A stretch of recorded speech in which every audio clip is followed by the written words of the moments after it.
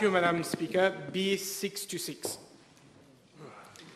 Madam Speaker, since 2015, government is pursuing a policy of a more liberal approach to open air access on the basis of bilateral agreements in order to promote connectivity with a view to transforming Mauritius into a regional aviation and tourism hub, whilst ensuring fair and equal opportunities for the development and growth of the national carrier Air Mauritius Limited.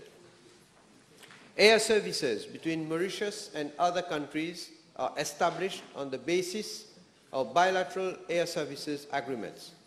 The bilateral air services agreement is a framework which lays down the rules for the operation of scheduled air services in and out of Mauritius, and it is signed at government level, following negotiations between the two contracting parties and not between airlines. The bilateral air services agreement is also a standard document which makes provision inter alia for air traffic rights, capacity entitlement, frequency of services, route schedules, air safety and security issues, as well as the conditions to be fulfilled by airlines to qualify for designation. Once a bilateral air services agreement is concluded, it is incumbent upon each contracting party to designate its airline or airlines to operate scheduled services on the specified route. Madam Speaker, the information requested by the Honourable Member is being compiled and will be placed in the library. Yes, thank you, Madam Speaker. Answering to PQ, the Minister of Tourism has criticized the lack of air capacity as a reason for a fall in tourism, arrival of tourism in Mauritius. Would the Honourable Prime Minister tell us, in view of this statement made by the Minister of Tourism, what has his ministry done in terms of trying to conclude bilateral air services agreements? Well, I can recall what the Honourable Minister of Tourism has said,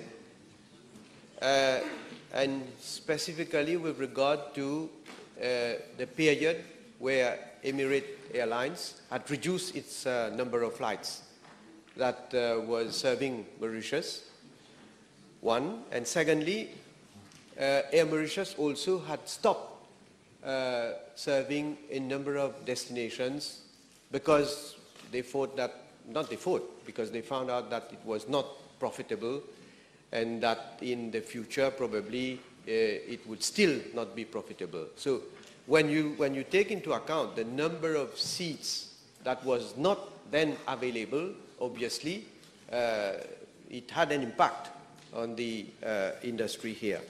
But I am also told that, well, the policy has been that it has resulted in an increase also in seat capacity for some time from 1.8 million in 2014 to 2.4 million in 2018. But of course, it is a policy of government, as I have stated, to see to it that we can obviously accommodate more airline to service our destination, but also take into consideration the interest not only of the tourism industry, but also of Air Mauritius. There has been repeated requests from Qatar to service Mauritius, and each time the government has turned it down. So may I know from the Honourable Prime Minister whether the reason for turning down requests from Qatar was genuine commercial reasons, or has there been any pressure from the Emirates or Saudi Arabia? Well, no, I must say, no decision has been taken. It is true that they have requested to fly to Mauritius since quite some time. I must say it is not straightforward as deciding yes or no. It is quite complex because we do have an agreement. Mauritius has an agreement with Emirates Airline. I can say to the House that Etihad also has shown interest, and that is also quite complex because with regard to Etihads, we have to negotiate with the UAE, and Emirates Dubai, forming part of the UAE, makes it even more complicated.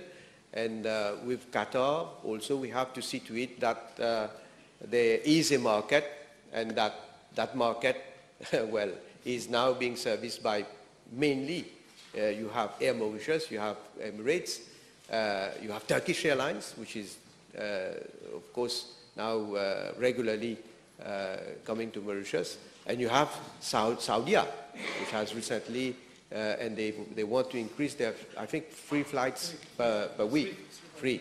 So, so we have to be careful. I'm not saying that we have already taken a decision to turn down, but I mean, we have to see how the market will evolve, how the situation will evolve, and eventually probably take a decision.